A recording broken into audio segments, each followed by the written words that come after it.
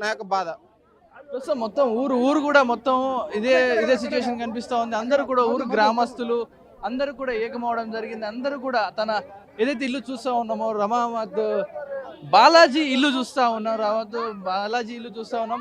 అమ్మా ఒక నిమిషం, మొత్తం కూడా ఈ చుట్టుపక్కల మనం ఇల్లు గతంలో ఇల్లు తగలబెట్టిన వీడియో ఏదైతే ఉందో మేము విజువల్ చూస్తున్న ఇల్లు ఇదే రమావత్ బాలాజీ ఇల్లు ఇది. దీన్ని మొత్తం కూడా తగలబెట్టడం జరిగింది. స్థానికులు అందరూ ఏకంగా మూకుపొడిగా లోపలికి వెళ్ళి మాకు డబ్బులు ఇవ్వడం లేదంటూ చెప్పి మొత్తం కూడా ఇల్లుని వారు స్వాధీనం చేసుకునే ప్రయత్నంలో ఇల్లుని అయితే మొత్తం అప్పుడు ధ్వంసం చేయడం జరిగింది.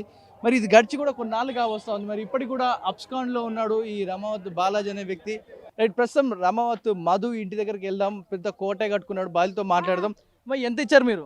మేము 2 కోట్లు ఇచ్చిన. ఏం నమ్మిచ్చారమ్మా? ఏం నమ్మించి 10 రూపాయలు వడ్డిస్తానే నమ్మించి తీసుకుపోయినాడు. 2 కోట్లునే మీ దగ్గర?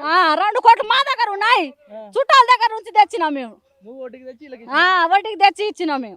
ఎవరున్నారు బ్యాక్గ్రౌండ్ వెనకాల ఎవరున్నారని చెప్పారు? ఎవరి పేరు చెప్పి నమ్మించారు? చెప్పలే, ఆయనే తీసుకున్నాడు. అంటే మీరు ఎవరు నమ్మిచ్చారు పైసలు? మేము మధు నమ్మే ఇచ్చినాం. మంగళి వచ్చింది. మంగళి ఎప్పుడు వచ్చింది? మంగళి అప్పుడే వచ్చింది, ఇల్లు కట్టినప్పుడు. ఇల్లు కట్టినప్పుడు వచ్చింది. ఇల్లు మంగళిని చూసినాం. మాట్లాడేది ఆమెతోటి? మాట్లాడలే. మరి మాకి రానియలేరు వాళ్ళు.